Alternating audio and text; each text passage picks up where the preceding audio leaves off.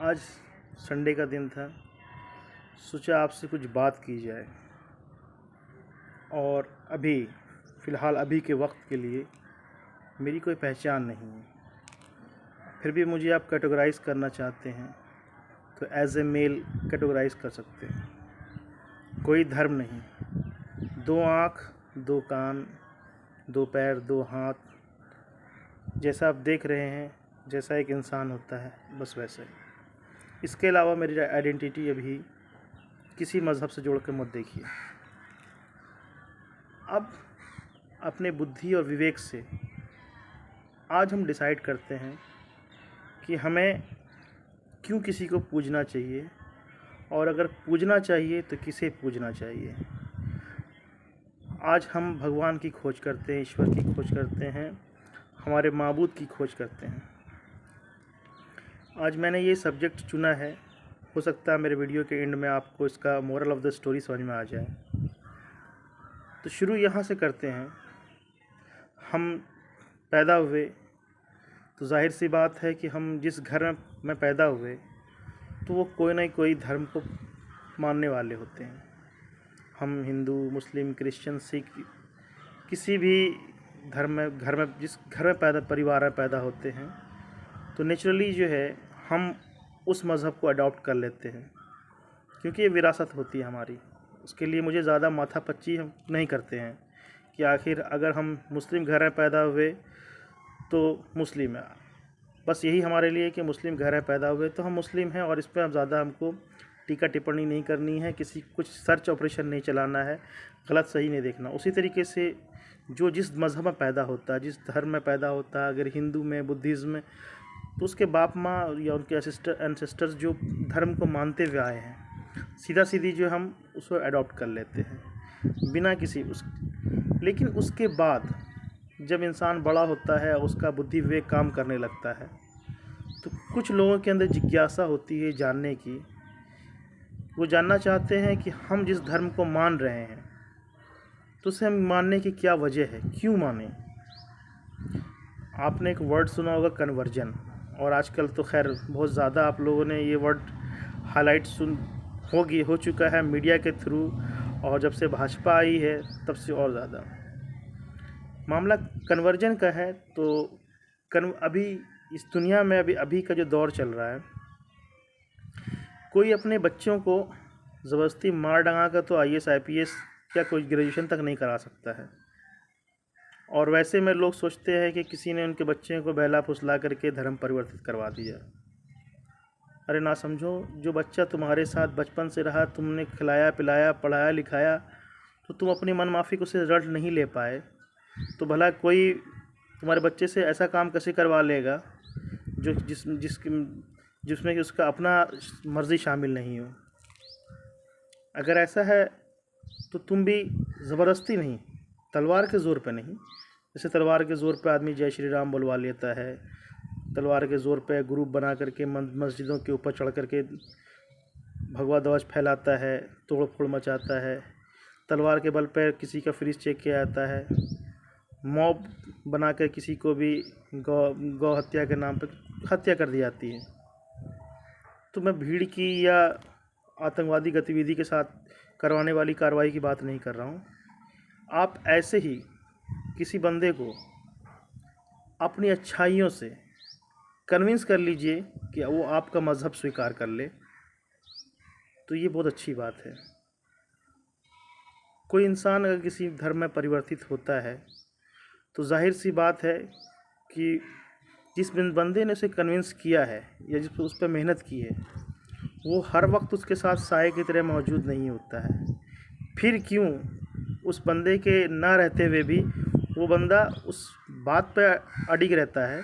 बचपन से बाप दादा को देखा जो धर्म की पूजा करते हुए, उस पर न चल के वो जो भी नया धर्म अडॉप्ट करता उस पर चल रहा है, जबकि उसके साथ में उसको परिवर्तित कराने वाला व्यक्ति मौजूद नहीं है। तो ऐसी क्या बात है जो बंदा कन्विंस हो जाता है और आप उसको कन्विंस नहीं कर पाए, आपके धर्म में पैदा होते हुए भी वो कन्विंस नहीं हो पाया।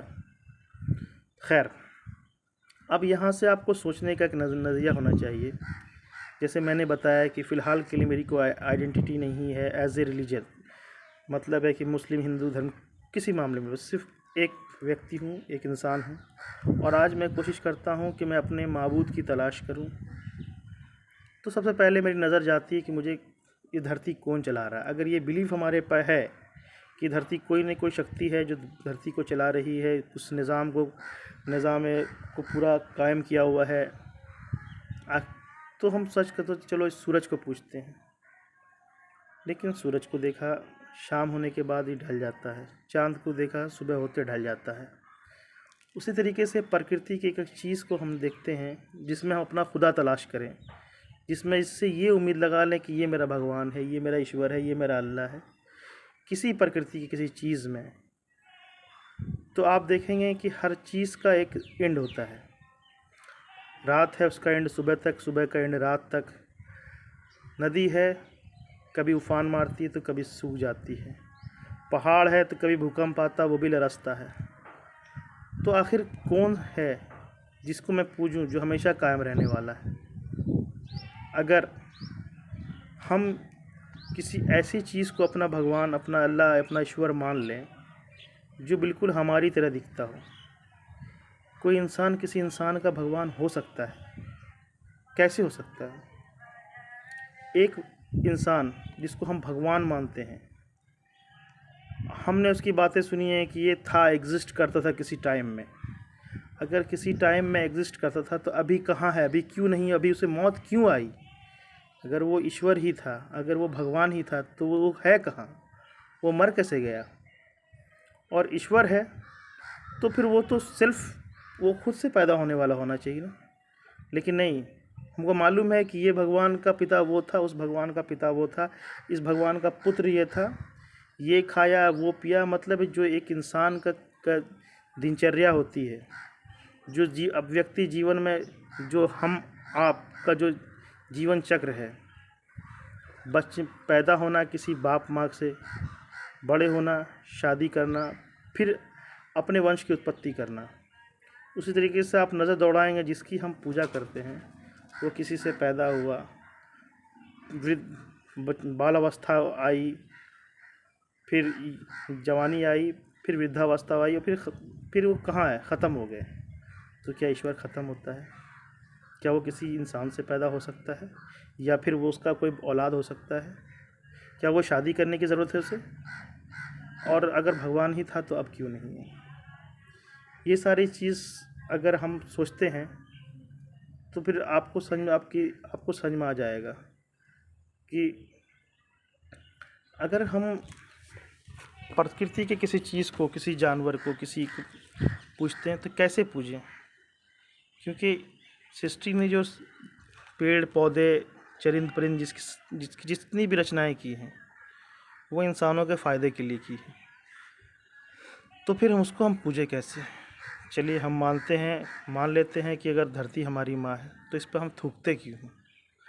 अगर हम जल को मानते हैं तो फिर सुबह सुबह जो हम टॉयलेट में जाते हैं उससे हम यूज, तो ऐसी चीज़ें करके हम कैसे मान लें कि क्योंकि जब हम खुद उसका रिस्पेक्ट नहीं कर रहे हैं, इस धरती पर चल रहे हैं, इस पर थूक रहे हैं, तो कैसे मान लें?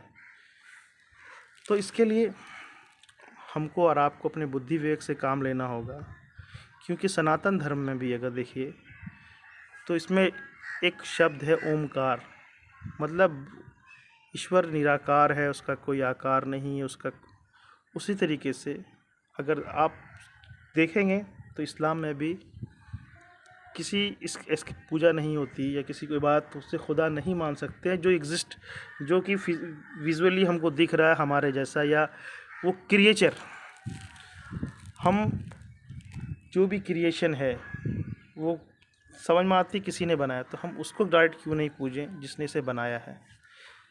क्योंकि जो चीज़ अस्तित्व में है, दिख रही है, वो किसी न किसी की बनाई हुई है, तो हम उसकी पूजा क्यों नहीं करें जिसने बनाया? अब इसीलिए अब एंड आता है कि जो इतना मामला है, आप एक बात सुनते हुए आ रहे हैं कि तलवार के ज़ोर पे बनाया गया है, इस्लाम फैलाया गया है। तलवार का इस्तेमाल हुआ है लेकिन डिफेंस में, क्योंकि आप हिंदुस्तान में ही वर्तमान स्थिति देखेंगे किस तरीके से ज़्यादती की जा रही है। मतलब है कि सरकार, मीडिया, पूरा सिस्टम रात दिन एक कम्युनिटी विशेष के टारगेट करने में लगा है।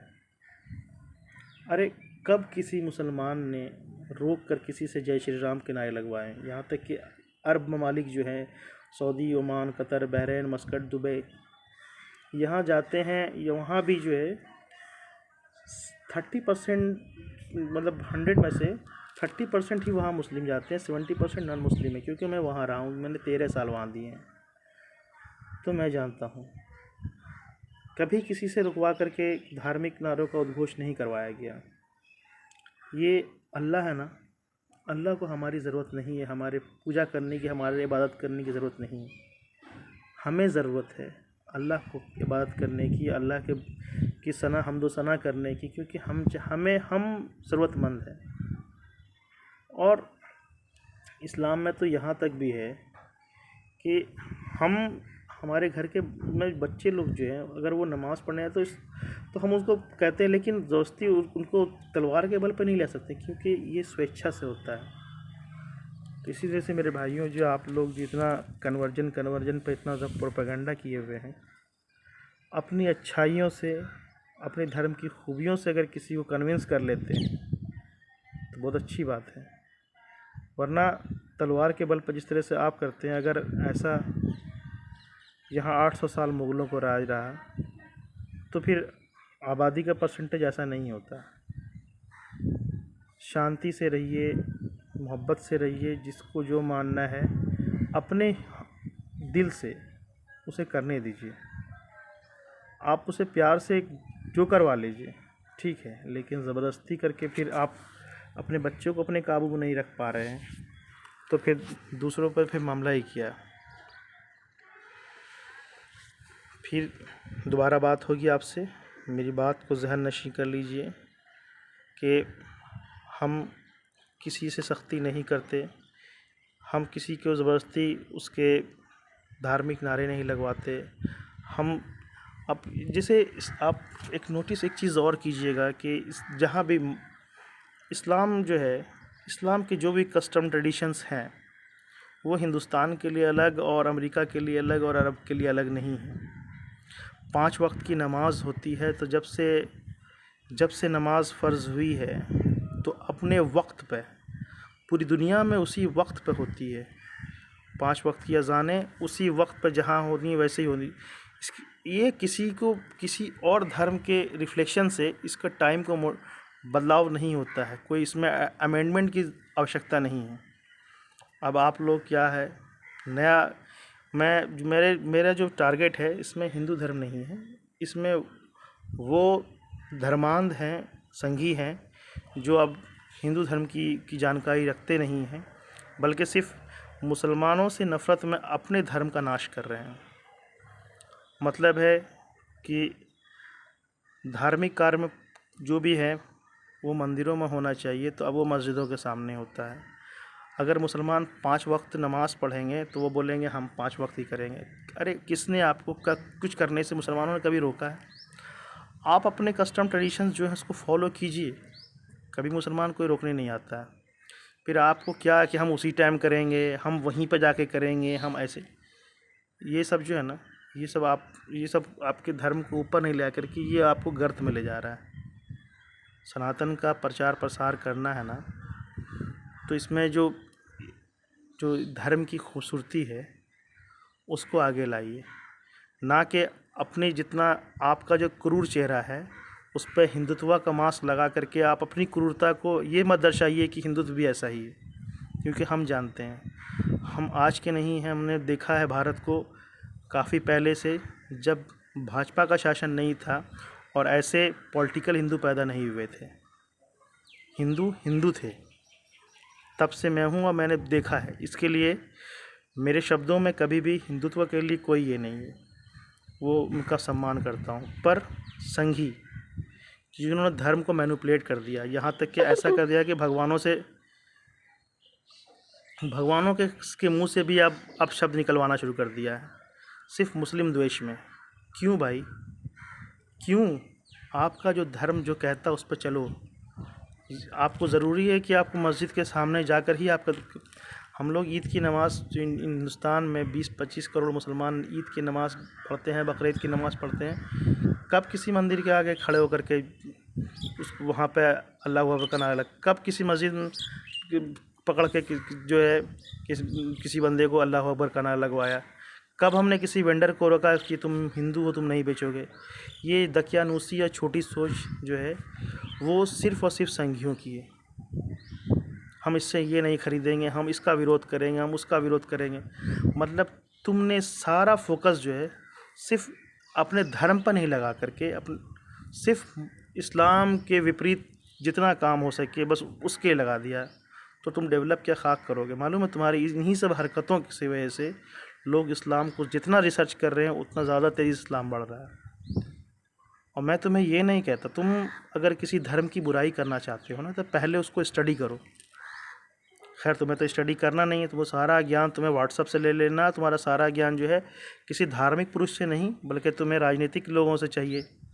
वो तुम्हें जो बताएंगे तुमको वही करना है। तो एक्चुअली में क्या है ना, धार्मिक तो कहना ही मत अपने आप को, क्योंकि तुम धार्मिक हो ही नहीं। और एक शब्द और आता है कट्टर। सच बताऊं, अगर जो मुसलमान कट्टर होता है ना तो कट्टरता मालूम क्या होती है? वो 5 वक्त की नमाज को कभी अपनी कज़ा नहीं करने देता, वो अपने रोज़े कज़ा नहीं करता, वो किसी पराई स्त्री की तरफ निगाह उठा के नहीं देखता। जैसा कि तुम देखते होगे हाशिम अमला और जो भी मुसलमान जो कट्टरता के साथ इस्लाम के पाबंद हैं ना, वो जब बात करते हैं ना किसी महिला से तो हाथ मिलाना सब तो छूट, वो नीचे निगाहें नीची करके, ऐसे कितने वीडियो तुमने देखे होंगे। वो हैं कट्टर मुस्लिम। कट्टरता जब इस्लाम में जो कोई कट्टर बनता है ना तो कट्टर वो अपने धार्मिक सिद्धांतों को कट्टरता के साथ पकड़ता है, ये नहीं कि हत्या करता है। क्योंकि इस्लाम में तुमको ये मालूम होना चाहिए कि इस्लाम में अगर आप पे जंग मुसल्लत हो जाए और आपको अपने डिफेंस के लिए तलवार उठानी पड़े तो उसमें भी हमारा गाइडलाइंस दिया हुआ है। गाइडलाइंस क्या है कि कभी भी दूसरे धर्म की धार्मिक पुस्तकों पे को उसके साथ में कोई गलत बर्ताव नहीं करना है, उसे फाड़ना जलाना नहीं है। दूसरे धर्म के धार्मिक स्थलों को नुकसान नहीं पहुंचाना है, दूसरे धर्म के धर्म गुरुओं को नुकसान नहीं पहुंचाना है, छोटे बच्चों को नुकसान नहीं पहुंचाना, महिलाओं को नुकसान नहीं पहुंचाना, बूढ़ों को नुकसान नहीं पहुंचाना, उनके जानवरों को मवेशियों को नुकसान नहीं पहुंचाना है। यहाँ तक कि ऐसे लोग जिन्होंने तलवार नहीं उठाई है, आपसे लड़ना नहीं चाहते हैं, उनके साथ भी नहीं। जो आपसे लड़ने के लिए, आपकी मारने के लिए आए, उनके साथ जंग करें, डिफेंस के लिए, ऑफेंस के लिए नहीं। लेकिन तुम तो ऑफेंसिव होते जा रहे हो। तो किसी भी कम्युनिटी विशेष को इतना ज़्यादा ये मत करो कि फिर तुम्हारे जैसा रिजल्ट देने लगे। आए तुम प्रोपेगेट करते रहते हो इतनी सारी, लेकिन मुसलमान सब्र के साथ रहता है। तो यार इसका मतलब ये नहीं है कि कोई कमज़ोर है। किसी को परेशान उतना ही करो जितना कि एक सीमा होती है। तुम तो बिल्कुल चरम सीमा तक पहुंच गए। अरे कभी भी यहाँ महीनों भर पंडाल लगता है, जितना भी धार्मिक अनुष्ठान, जितना भी काम होता है, जितनी पूजा जो होती है, दिवाली दशहरा जो भी होता है, हमने कभी रोड पे पंडाल लगते हैं, रोड पे होलिका दहन होता है, कभी कोई आपत्ति जताई? क्योंकि हम खुद इसको एंजॉय करते हैं, क्योंकि हम जानते हैं कि विविधता, हमारा देश विविधताओं का देश है। यहाँ का जो मल्टीकल्चर है ना वही पसंद है। हम खुद चाहते हैं सब हो। फिर तुमको किस बात का प्रॉब्लम है? तुम्हें रोका किसने जो तुम फिर मुसलमानों की अपनी देखो? तुम चाहते हो कि गरबा हो प्लेन में, लेकिन एयरपोर्ट पे कोई नमाज ना पढ़े साइड में। यार ऐसा दोगलापन तो नहीं होना चाहिए ना। बस ये तुम्हें बताना चाहूँगा, किसी भी धर्म का अगर बुराई करनी हो ना तो पहले उसको स्टडी करो। अपने मन से जो है ना, तुम जो कुछ वर्ड्स निकाल लेते हो और उसका मीनिंग चेंज करके कुछ समझाते, अरे जाहिलो, जब मुसलमान में से ज़्यादातर जानते नहीं हैं, क्योंकि उनको अकल नहीं, उतना शऊर नहीं है, फिर तुम बदअकल तुम क्यों उस चीज़ के पीछे पड़ते हो जो तुमको नॉलेज नहीं है। बात कुछ होती है, तुम लोग कुछ और बताती है। इसके बाद नेक्स्ट वीडियो में आपको मैं हलाला के बारे में सुनना चाहते हो ना, मैं बताऊँगा हलाला, नियोग, ऐसी बहुत सारे सब टॉपिक्स को मैं लेके आऊँगा। तुम बस सब्सक्राइब करना, मेरी बात को सुनना और मेरी बात को यहाँ घुसाना, यहाँ मत लेना। क्यों? क्योंकि तुम लोग ज़्यादातर यहीं रहते हो और यहाँ का इस्तेमाल कम करते हो, इसीलिए तुम जो है किसी तुम्हारे धर्म को बस सिमट कर रख गया बीजेपी तक। अगर मुसलमानों को हिंदुओं से नफ़रत होती ना, तो लालू, नीतीश, राज ठाकरे, ममता या जितने भी अखिलेश, जिसको भी हम वोट करते हैं, क्या वो मुसलमान हैं? नहीं।